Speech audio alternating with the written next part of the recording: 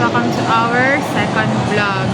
So, second vlog natin is wala lang. Mag-get together lang tayo with Mr. Softy. Tapos kasi kami kumain ng mga breakfast namin. Ngayon, aram siya dessert kasi it's 10 na, diba? 10:32 a.m.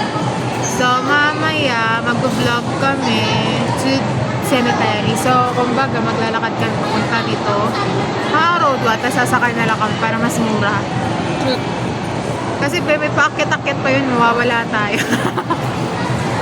Makapunta na tayo sa kung saan. Diba? Yung sarap niya. Okay na siya. Diba? Kung gusto mo lang ng sweet, punta ka lang dito sa Star Mall. Tapos hanapin mo Andrea Balmaceda or Nika Pereno. Yes po. Yung sarap. Kami. Diba? Slay naman.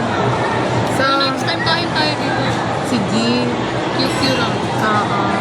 Kasi tayo, habang nagpo-podcast, ay hindi, mukbang. Mukbang with Q&A. Kapag nakita nyo to, maglagay kayo ng question na isasagutin namin.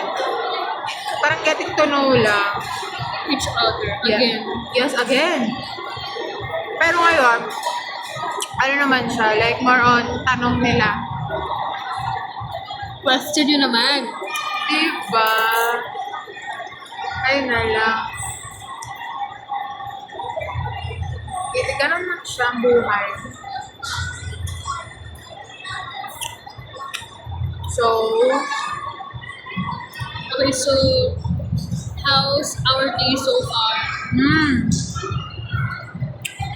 So, sa dito sa second vlog, ano na lang, like, kasi nag-get together kami ng 7 a.m. That's right now 10. So, mapahaba na. So, kapag isa-summarize mo, how's your feeling? How's the vibe? How's the ano? So I feel very happy. I feel very scammed. Kasi 150 yung pa-temper. Nagpa-tempered siya, 180. Sabi ko sa kanya, mag-order na lang siya. Tapos ako na lang gagawa. Like, mabilis lang naman siya. Kasi syempre, di ba, i-flex ko na ito mamaya. Hindi pwede yung kulang-kulang yung tempered glass. Kaya dapat full coverage lang. Nakalagay pa doon 97 pesos. Scam yun din. Scam. Hindi totoo yung mga ganyan. Like, oh my God, it's not so real. Kaya huwag maniwala ka agad-agad kito. Sinabi yan ng scam. Scam naman talaga. Mahal. Tsaka, ngayon, wala. Konti lang tong vlog na to. Ito yung second vlog. Parang intro lang siya kung ano yung ganap, like summarization ng vlog namin nung una. Kasi, pagtapos namin kumain for breakfast, naglakad kami, nagtawanan. Nakita namin kaibigan namin na parang ang nonchalant. Tapos tawa kami ng tawa kasi, like, di ba nagkita siya, Nick, Val, ganyan. Tapos, hinag kami. Tapos ako na-shock. So, nakatulala lang ako sa kanya. Kasi, syempre, it's been months.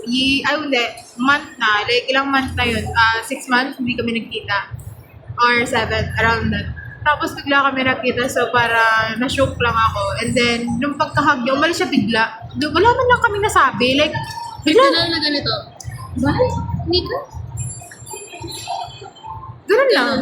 Like, hindi pa kami nakapag-react din. Like, bigla na lang siya nawala. So, kumbaga, yun, na-shock lang din kami sa unexpected encounter na nandun siya. Like, nagulat na kami. Nag-work siya sa McDo. Yes!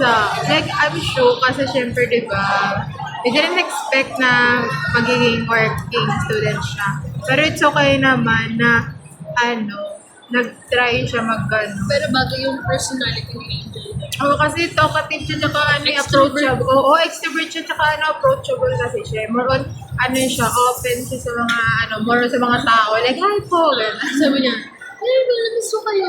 Magtatrabaho na. Like, siya lang talaga. Like, natawa lang kami. Tinatawa kami, natawa kami. Tapos, inantay namin siya dun sa McDo. Kasi labas, like, parang labas ng counter. Like, inantay namin siya dun. Like, tinitignan namin siya. Sabi namin, tatawagan natin sila. Angel, gumagano kami. So, pero nakakahiya, diba? So, hindi namin siya So, inantay lang namin. Tapos, di naman siya nakita. Nakita lang namin siya dun sa dulo na like, parang nakapalit na siya ng uniform. Ganun. So, parang, ang bilis lang. nakaka-show kasi nasa age na pala kami namin nag-work na. Like, oh my God, ang hirap ng buhay. Like, nakaka-shock. So, nasusunod na. Traveling na yung vlog. Grabe. Habang nag-work, habang nag-work, nag-video. Vlogging for the life. Wow. Saka yun. So, yun na yung buong summarization kasi pagtapos namin kumain, nakita siya, bumaba kami, nag-ikot-ikot pa, tapos nagpa-tempered, pagtapos ng tempered, nag-ice cream.